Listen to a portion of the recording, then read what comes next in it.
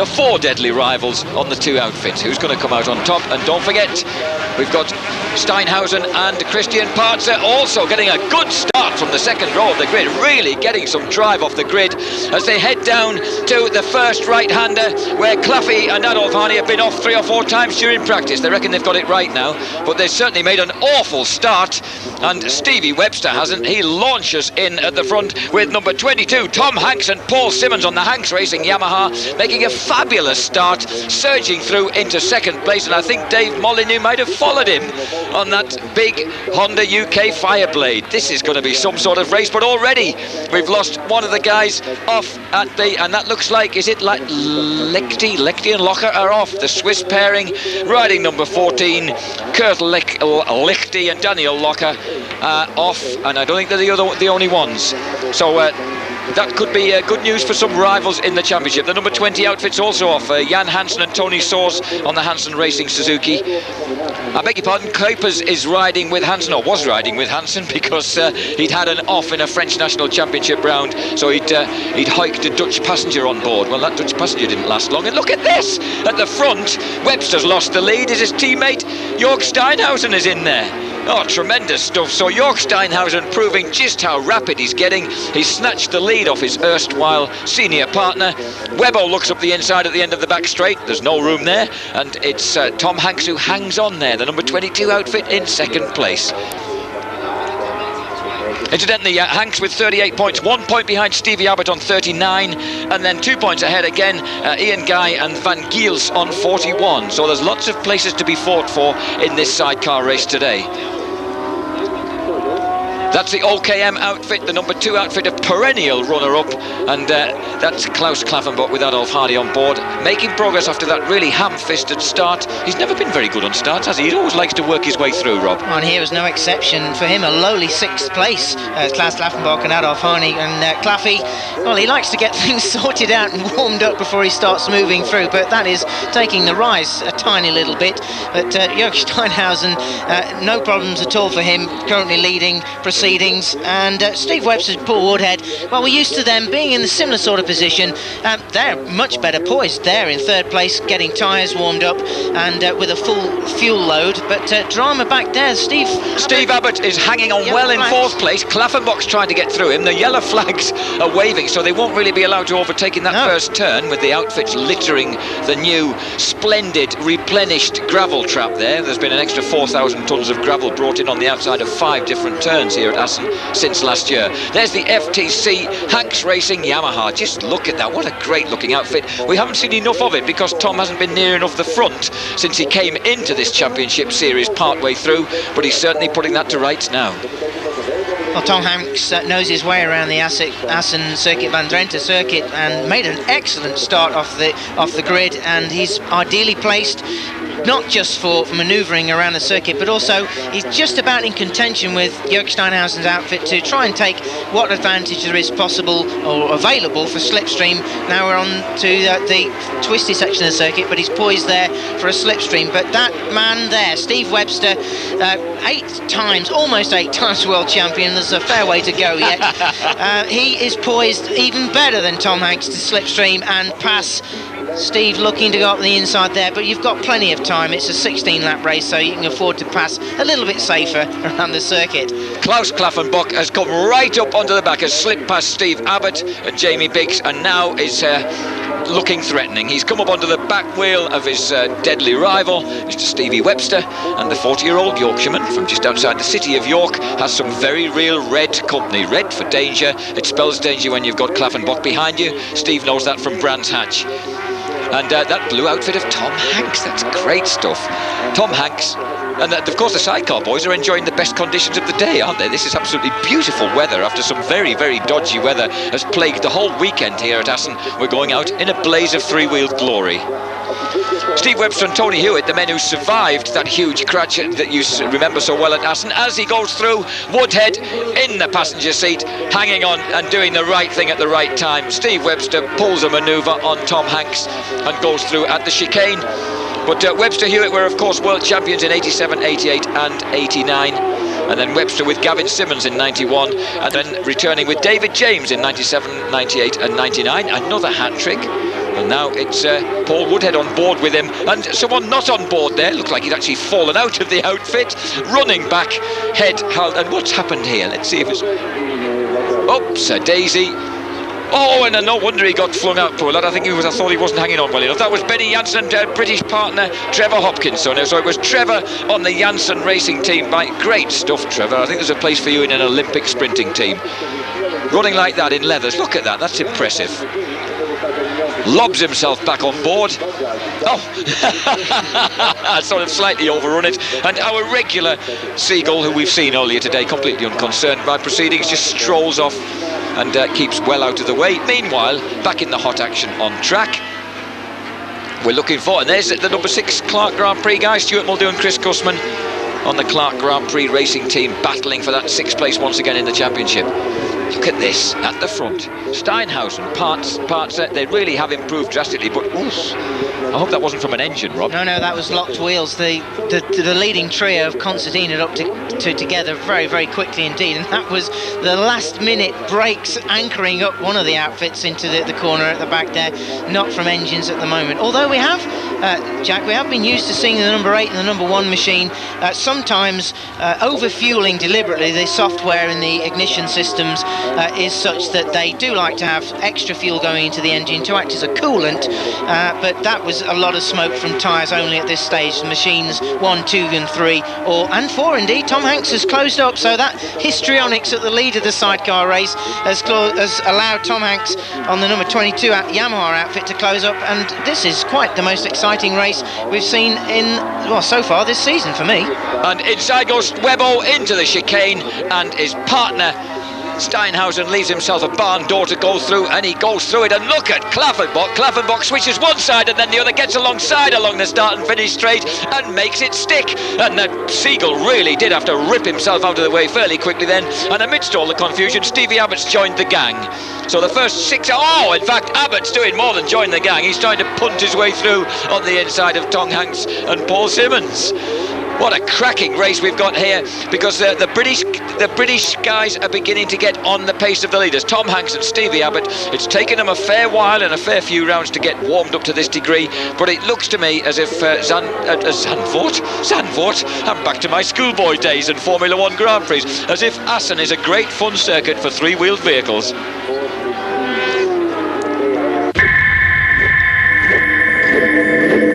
But for once, Rob, they haven't broken away. The other boys are staying right with them.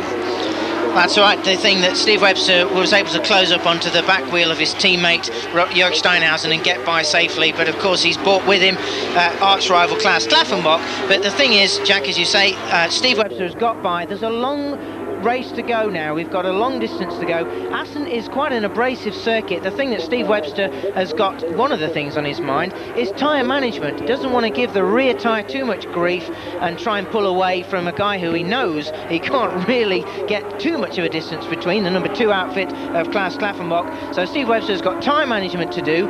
It's a wide outfit that Steve Webster and all of them are using, and so around Assen circuit, if he rides a canny race, then he can afford to employ a little bit of the blocking tactics, and riding on the racing lines he can afford to keep Klaus Klaffenbach behind whilst doing that time management that I said. We don't want to burn out the rear tyre too quickly, or Klaus will just go by and he'll do the pulling away in this race, not Steve Webster.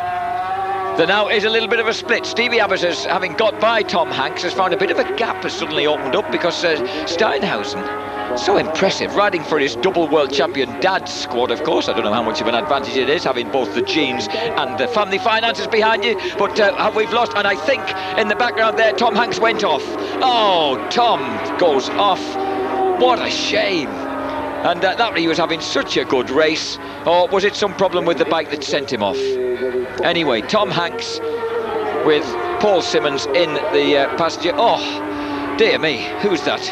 That gave me a shock. I looked up then, having just glanced down at my papers in front of me, and that was a face full of magnificent cleavage. Completely took my breath away. And here we are at the front with, once again, a familiar scene, because the man sandwiched between those two beautiful Olympia Rice and Steinhausen outfits is Klaffenbach and Harney, the two men, and they've just set the fastest lap, 2:12.383. I think it's going to get hotter still. Well, Adolf Harney will be one of the happiest of the six rider and passengers we're looking at the moment. Adolf Harney was a bit cheesed off, in fact very cheesed off with the wet Super Pole yesterday. The 30 minutes, some of it spent splashing around the circuit. Adolf Harney said when a sidecar passenger is passengering in wet conditions, really it's just a piece of meat, because what you're trying to do is keep as much weight as possible over the back wheel of the outfit to try and get as much drive as possible. In dry conditions you're able to transfer your weight around. It's a lot more technical, a lot more demanding, a lot more fun. But in the wet you just plonk there trying to keep the weight over the rear wheel. So Adolf Harney, arguably the happiest man of the six people we're looking at the moment, and positioned in second place, just right for the strike later on in this race. In third place, of course, Steinhausen, riding the number 8 outfit, York Steinhausen, with Christian Partzer on board. They won in Hockenheim. That was a really exciting first World Cup race victory for them. So we can't discount the fact that although they're beginning to just suffer a little bit around Assen at the moment, and there's a little bit of daylight creeping in between them and Klaffenbach, the fact that the guy's beginning to learn from Webster. He's already learned quite a lot from his dad, so although he's a bit of a sidecar racing rookie, especially on the world stage, he's certainly getting more and more impressive and beginning to live with them. Steve Abbott now a little bit isolated in fourth place once he's lost that toe, and let's hope that he doesn't suck in any of those paper bags. Oh, look at this. Lock 'em up good and hard, boys. Who was that? And that may have been the number 17 outfit trying to make ground up again, having recaptured his passenger, Benny Janssen and Trevor Hopkinson, once Hoppy Hopkinson had actually hopped his way back into the outfit, and they'd been able to restart again. And the number 15 outfit there of the Van Giels brothers, they're involved in a tremendous dust-up with Dave Molyneux. Dave Molyneux, Van Giels and Hausenberger all glued together there, and Molyneux at present lying in 6th place.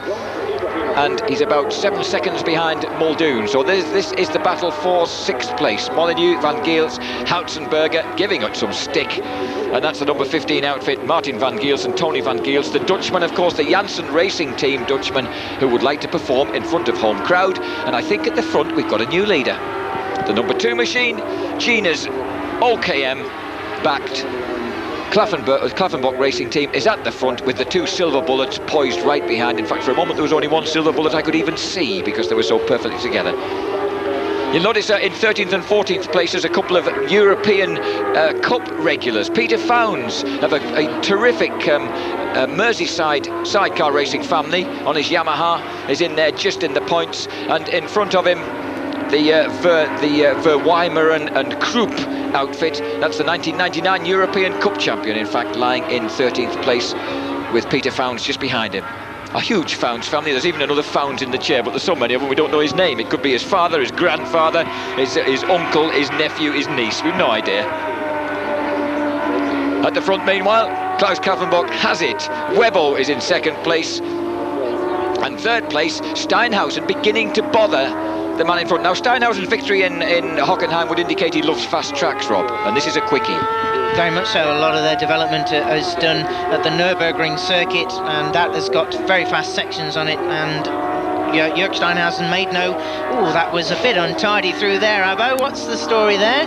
Jamie Biggs hanging on for grim death. Nearly exiting stage left, right and centre with 10 laps to go.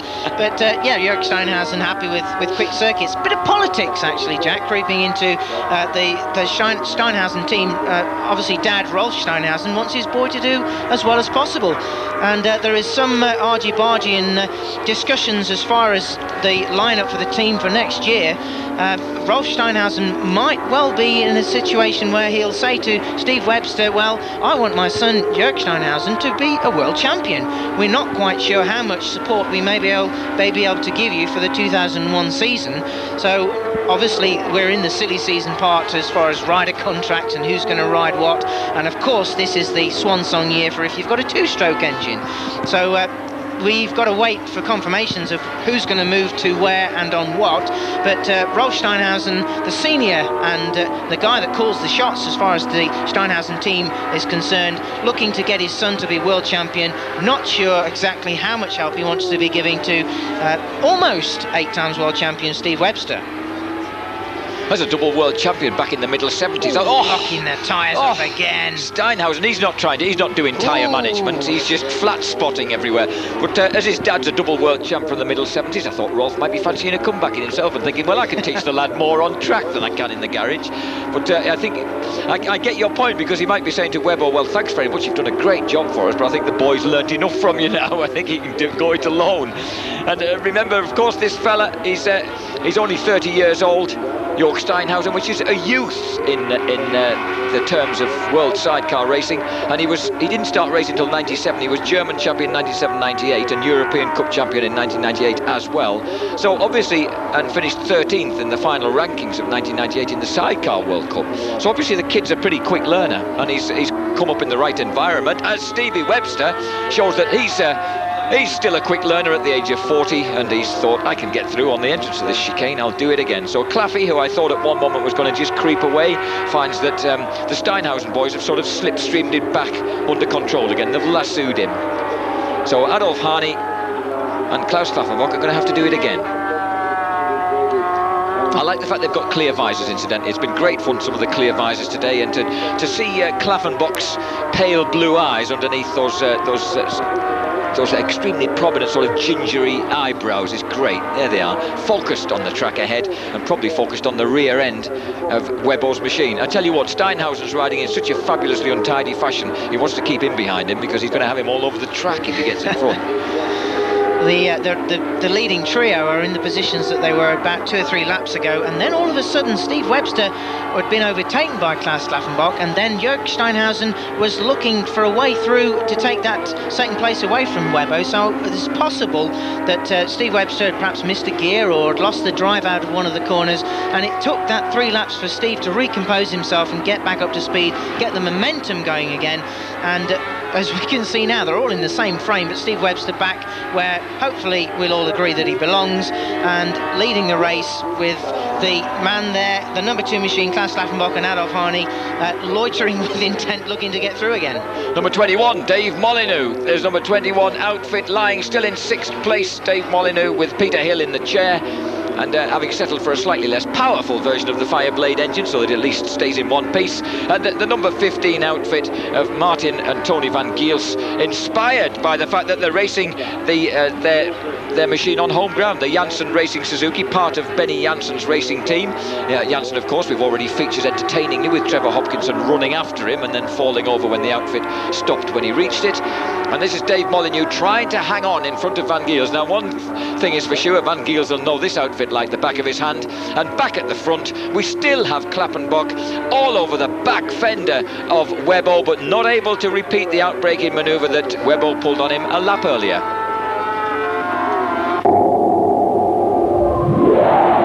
And the style that Stevie Abbott's passenger Jamie Biggs also employs as they come through that chicane. We're exactly half distance, 8 laps complete, 8 to go. Now the pace has slowed. The fastest lap by Claffey, 2 minutes 12.383 in the early stages. The guys are now lapping at 2 minute 13s, 13.3, 13.3 and 2.13.1. The fastest lap on that occasion was by Steinhausen.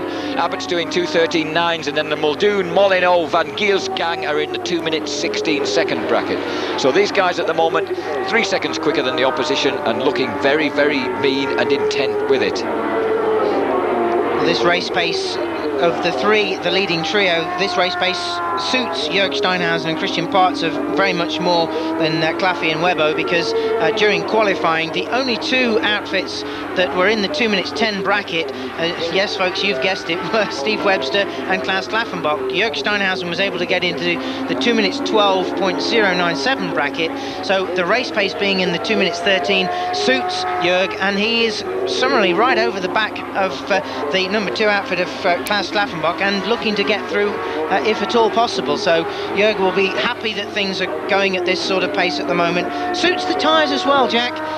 Tyre management, even though we saw the outfits getting more than a bit locked up a lap or 2 a few corners ago, that is helping them as well. We're just over half race distance, and so we kind of expect there not to be too much sliding around, at least through the corner speeds, if not on the brakes going into the corners. A beautiful view a few moments ago of the lady with the sun spectacles reflecting the action for us as we catch up with Houtzenberger, who has been caught by, the number 17 outfit of Benny Janssen, the former world sidecar motocross champion. A brilliant move by him, cuts through inside Houtzenberger, and Benny Janssen through into 8th place. And when you remember that Trevor Hopkinson fell out and he had to wait, he had to brake to a halt while Trevor ran after him, caught him up and fell over the sidecar wheel before finally picking himself off the floor and stepping back in where he belonged. That's quite a performance. Notice the sunshine once again out on one side of the track, but dark on our side. Lap time's down now after the finish of that lap, back down 2 seconds a lap. We're in the 2:11 bracket again now, and you can visibly see that Steve Webster and Paul Woodhead and Klaus Slaffenbach and Adolf Harney have pulled that little bit on the pursuing Jörg Steinhausen and Christian Partzer. So, as I was saying, Jack, Jörg Steinhausen happy when they were doing 2 minutes and 13, but not so happy now they're back down in the 2 minutes 11 bracket. Even though Jörg had put in a 2 minutes 11.85 plus a little bit of loose change, they have dropped off the back a little bit, being 1.1 seconds. But Stevie Abbott, he is still in 4th place at the moment. However, he's 8 seconds off the back of the leader, Steve Webster. So Stevie Abbott and the Yamaha engine, that Yamaha engine not putting out quite as much power as the leading trio. In fact, it's not quite as large, just over 1000cc, that engine, not able to put out the required power to keep in touch with the leading trio. But Abo's doing everything he can to maintain that 4th place, so hopefully the engine will maintain its consistency and reliability.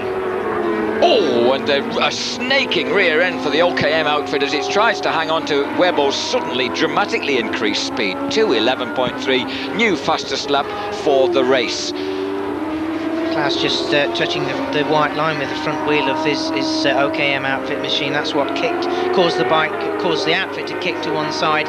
Fortunately, he managed to recover and continue on, at least for this occasion, in the right direction. So Webbo leads, Klaffenbach is 2nd, Steinhausen in 3rd place, 4th place Stevie Abbott now 8 seconds behind the leader, but he's just set his fastest lap of 2 minutes 13.7. Paul Muldoon still holds down 5th place, 27.8 seconds behind the leader. He's on 2 minutes 17.132. And 6th place, Dave Molyneux, still hanging on in that terrific battle with the Van Giels twins. And he's not that far behind Muldoon, but struggling perhaps getting touch. And then in 8th place, the wonderful Benny Janssen, who's a 42-year-old from Schaek in the Netherlands, who made his road racing debut in 1992. And he was sidecar world motocross champion back in 1990. So look at all this going on. This is confusion, isn't it? Oh, and look at them touching one another. Not quite. Oh, Steinhausen really taking advantage of the fact that Klaffenbach was, I think, probably distracted by the number 44 tail ender, who was just suddenly under his nose then. The number 44 outfit. Or did I misread it? Yes, that was Verwey, Mir and Krupp, the Suzuki outfit, the guy who was the 1999 European Cup champion. Obviously, there's a bit of a gulf between the European Cup racers and the rest. The number 2 outfit really cost him some ground. That was possibly the crucial moment in this race, Rob, a pivotal moment in the race. Steinhausen suddenly 1.4 seconds behind the leader, but he's past Klaffenbach. And that was Claffey returning the locked rear wheel syndrome as he tried to dive underneath Partzer and Steinhausen. Now, Jörg Steinhausen, as I say, uncomfortable in the 2 minutes 11 bracket, but just banged in a 2 minutes 12, and mainly down to the fact that he braked so late, stuffed up the inside of Klaus Klaffenbach, and Claffey trying to return the favour, shall we call it, the sentiment, but that fast right hand on the back part of the circuit, really there was no way through there. Klaus Klaffenbach just wasn't carrying the momentum to try and go through on Steinhausen. So Steinhausen now into unfamiliar territory, the 2 minutes 12 bracket, 2 minutes 11 bracket. Steve Webster comfortable at that pace, but Klaus Klaffenbach, as you quite rightly said, Jack, that cost Claffey quite a lot of ground. So Claffey's got to regroup and get his cool back in order and get past Jörg Steinhausen, and as they come onto the start-finish straight, Klaus Klaffenbach has come out of there, got the power down and pulled by the side of Jörg Steinhausen and has gone through. Stitch that, Jörg, because Claffey has gone back through. 5 laps to go. I suspect now, Jack, that Claffey goes past the back marker safely, Jörg Steinhausen through safely as well. That was the number 18 outfit of Peter Schroeder and Ewan Waffler on the Schroeder Racing Suzuki with the Swiss pair, which means, I beg your pardon, I made a mistake earlier, because the number 44 outfit I glimpsed was actually the number 41 machine of Dan Morrissey, substituting for Brian Gray in the Clark Grand Prix team with Randall in the chair. But right now we've got the battle for second place, which once again Claffey just goes a bit wide, and as soon as there's a bit of a gap there, then Steinhausen tries to take advantage of it. But we have the unusual sight of Webbo having grabbed a bit of an advantage. Unusual because he and Klaffenbach usually really are fairly much taped together during the course of these races. But they both did 2:11, but Webbo's was half a second faster 2:11 than Claffey's on the last lap. So Klaffenbach needs to dig deep into his reserves and find that bit of extra speed. Well, that banzai manoeuvre there by Jörg Steinhausen trying to go up the inside of Klaus Klaffenbach, there was no room to go through there, and the net effect of that it cost Jörg Steinhausen drive. Oh, and Jörg, that's not doing your tyres any good at all. Just got everything locked up at the back again.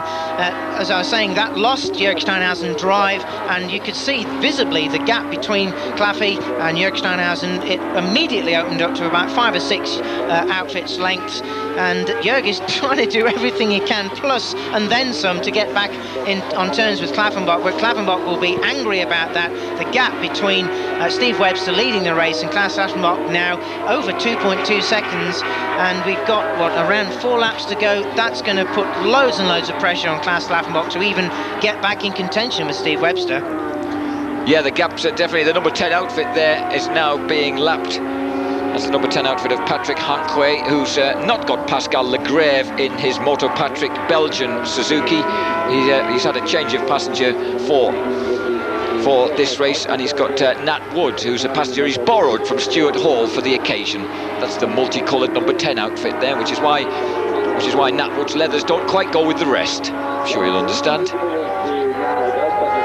And there's the number 19 outfit at Hautzenberger's.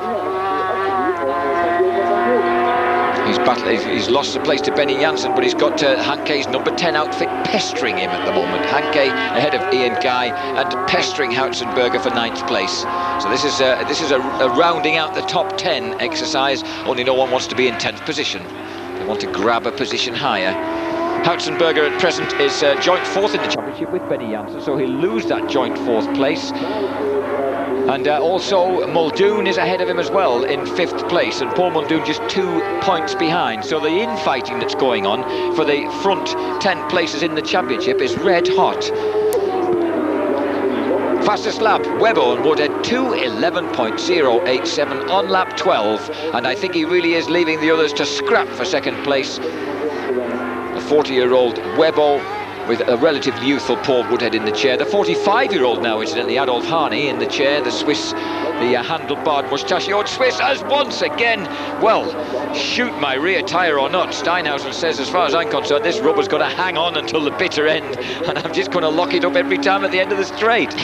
Dramatic stuff, and Klaus Klaffenbach getting more and more frustrated because, of course, he wants to finish second. He wants to win the race, but the main thing that he knows at this stage of the season is that he doesn't want to get involved in any argy-bargy, because if he spins out of this race, then Steve Webster is champion. Benny Janssen there is really, look at that. Trevor Hopkinson and Benny Janssen have caught right up onto the back wheel of the number 15 outfit of the Van Giels brothers of the Janssen Racing Suzuki. So it's his teammate.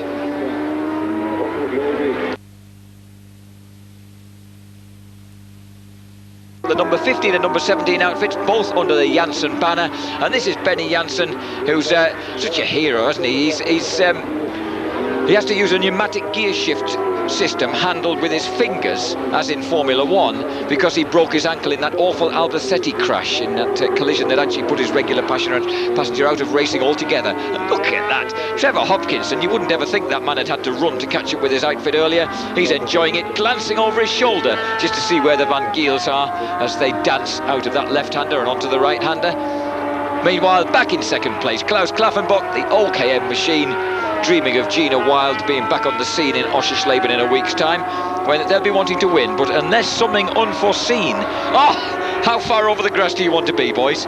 So obviously the grass track expertise coming in, although I don't think the sidecar wheel ever touched a blade. No, as long as you've got the power on and the outfit's going at enough speed, then the laws of physics will take care of the rest. At least you hope so. But Adolf Harney's leg, well, that was a little bit too close for comfort there. And that manoeuvre, Klaus Klaffenbach pulling out of the chicane the previous lap, accelerating the drive of that OKM outfit is just quite phenomenal, and was able to get by into second place dramatically. But Adolf Harney's leg, as I was just saying, well, laws of physics keeping the passenger wheel above, just skimming the surface of the, well, it wasn't the track, it was the grass, wasn't it? The cobbles at the edge of the circuit. Definitely the grass. It's definitely the lawnmower territory. Yes. 14, and there's 2 or 3 seconds now. They lost 2 and 3 seconds respectively on the boy Webbo on the last lap. Webbo's consistently turning in low 2.11s, and these guys are suddenly back on 13.5, 14. So it just shows how much attention the scrap's taking from where they would like to be actually have their attention devoted, which is getting themselves up to on the tail of the leader. But Steve Webster with Paul Woodhead. Woodhead, remember, moved on from Stuart Muldoon's outfit, where he'd cut his teeth on the Clark Grand Prix team. When David James decided to retire, then it was time to find another partner, and he decided to pick up on Paul Woodhead, and it's turned out to be a good move. The boy from Doncaster's doing him proud, and look at that, glancing over his right shoulder. Adolf Harney obviously doesn't trust Jörg Steinhausen, doesn't he? He's thinking, where's he going to be at next? Which bit of me is he going to try and clip next? So 2 laps to go, and reaching a bit of a crescendo, the battle for second place in round 9 of the Sidecar World Cup. The sidecars, incidentally, are pushing to become a full-blooded World Championship once again next year. I think I'd just keep it a World Cup, boys. I think it's perfectly good fun as a World Cup. Abbott's gone across the line, 23 seconds behind the leader. He's lapping as fast as these guys at the moment, in fact, doing 2:14s. So Stevie Abbott and Jamie Biggs looking very, very sound in 4th place. And Paul Muldoon with Chris Cussman in the chair. The Scottish Clark Grand Prix outfit hasn't actually shown up yet. Muldoon hasn't flashed past down at the start and finish straight. Number 43, hopefully keeping out of the way.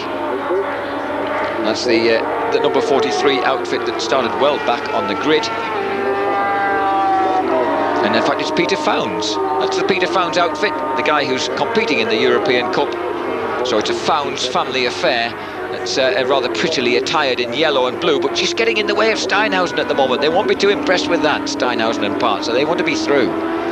Muldoon's gone past, 54 seconds behind the leader in 5th place. Molyneux has now pulled, well, actually he hasn't pulled, he's got rid of Van Giels, but he's finding himself with Benny Janssen for company. Janssen is now just 2 seconds behind Molyneux, so they're heating up in the battle for 6th place, as Benny Janssen proves that being a Dutchman, he loves Assen, and he's very quick round it.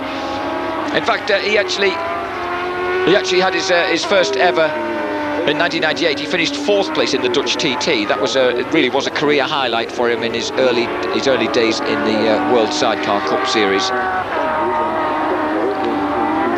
I wonder if Steve Webster remembers the early days. I think he still enjoys these as the early days. I think at 40 years old, he's a kid at heart, isn't he? And he's still having fun doing this. A philosophical character also. Oh, and it's a disaster. That Woodhead out of the sidecar, passenger. Foot caught the cobblestones and it kicked him out of there. Oh, we hope Paul Woodhead's all right. He took a big tumble there, but hopefully... Well, I don't think he's allowed to finish. He can't possibly be allowed to finish the race with only himself on board. So suddenly, and how on earth did he manage that? Oh, he really... Oh, off. That was he was really hanging on and couldn't hang on hard enough, and suddenly he was like a solo rider being ejected, and that was a long hard tumble. It just shows how fast the outfit's going on that as they come out of that final SS, and it means this is the battle for the lead. This is the battle for the lead. This is so important now for Klaus Klaffenbach, for Klaus Klaffenbach's potential World Championship chances. Remember, he tails by 38 points in the championship. If he could get 25 points for winning, that would be just... Oh, does Steve Webster know that there's no one in the outfit? Yes, he'll know going around the... Is he allowed to finish and win with no one in the outfit? Surely, he's allowed to finish, but he won't win. And look at this, Steinhausen sticks one on Klaffenbach. in the hardest possible way. Webster just taking up. Now, Webster surely can play a really critical part in this, because if he's in the wrong place at the wrong time, then, and what on earth's going to happen? Webster gets out of the way, but he's still slightly blocked Claffey as Claffey tries to go around the outside. The fastest part of the course, he's surely got through. They contact as they go through. Oh, Steinhausen hangs on. Claffey's got the line. No, he hasn't. Steinhausen really learning from his dad, Rolf, how hard to be, and that's destroyed the sidecar wing. So Adolf Harney's got bare rubber scorching round beside him now, and that's probably just about decided it. He kicks that errant piece of bodywork off, but they'll have to settle for second place. So the Austrians showing no mercy to one another in that dash down the back straight, and that dramatic moment has decided this Sidecar World Cup. Round 9, Steinhausen looks as if he's going to take, well, barring his passenger falling out or something else equally unlikely, he's going to take the win, his second win of the season, his second ever World Cup victory. He won at Hockenheim, he's going to win again on the equally rapid, if somewhat more curly and curvy, Assen circuit. Into the final S's go Steinhausen. Klaffenbach hangs on for second place and 20 precious points, and Steve Webster, riding completely solo, will come over in third place. But will he be? And now we've got, what on earth's going on? We've had two outfits collide, and that's Molyneux. I think Molyneux may have had to coming together. He may have having a coming together with Benny Janssen, because Janssen was the man who was catching him. Steve Webster, meanwhile, wants to find out how his passenger is. It's complete uproar here, because obviously Paul Woodhead took a very nasty fall indeed, and Webbo, sprightly 40-year-old, sprints over to find out how his passenger's feeling. So amidst all of this, here is Benny Janssen. So he's still on track and back on track, but he surely must have had some sort of coming together with the Dave Molyneux outfit. So Paul Woodhead being attended to. So far we've got 3 finishers: Steinhausen, Klaffenbach and Stevie Abbott. And Webster, of course, is over there having not been counted in the final analysis. He's crossed the finishing line, then run off to check out Paul Woodhead, as you would expect. Paul Muldoon hasn't crossed the finishing line yet. We hope he's still in one piece somewhere. I mean, after a last lap like that, you never know what the devil's going on. There must have been pieces of bodywork and gravel spewing all over the place. So Steinhausen and Christian Partzer take their second victory, and that of course means that they are not out of contention in the World Sidecar Championship, because that puts them onto 149 points. It puts Claffey onto 162, with Webbo on marooned on 180. So suddenly it's a fairly open championship series with 2 remaining, and that rather beautiful looking bald wheel of the Klaffenbach and Harney outfit is the result of that astonishing last lap. Oh, incidentally folks, Stevie Abbott third, Van Giels nipped past Paul Muldoon, must have had some sort of moment. Anyway, Van Giels finished 4th, Paul Muldoon 5th, Hautzenberger got 6th place, 7th for Hanke, 8th for Benny Janssen, and great to see Paul Woodhead back up on his feet, bless him, because that was a big tumble. And that means that Benny Janssen somehow rejoined to salvage 8th place after whatever the moment was with Dave Molyneux, but it's put Dave Molyneux completely out of the race, and Ian Guy and Verwoerdmeijer, the guy who won the European Cup last year, round out the top 10. Well, they've collected their bodywork. That's good, because they'll need it for next time in Oschersleben. And a slightly nonplussed looking Paul Woodhead, who's probably trying to work out. He probably can't remember too well what happened coming out of that S's, Rob. Well, I can tell you firsthand that having been able to have that couple of laps with Steve Webster, that if your foot slips off the foot rest where you've got to push against when you're going through S's like that, there's the laws of physics, they work against you and quite literally throw you out of the outfit like Paul Woodhead was. So once that foot had gone, he was really struggling to stay in the outfit at all. He cannot hang on. Even as strong as Paul Woodhead is, you can't hang on. And he is strong. Have you seen him with his leathers unzipped? Yep. He's a powerful boy. So Klaffenbach and Harney eventually have to settle for second, but all credit. I mean, there wasn't any blame you could dispatch down that back straight, was there? That was just 2 guys solely with the intention of leading the race as they came out of the right-hander. That's right, the left-hand flick as they were going down that back straight, that back drag race. Klaas Klaffenbach had pulled by the side, ran the outside of the left-hander, but he was lining himself up to go through on the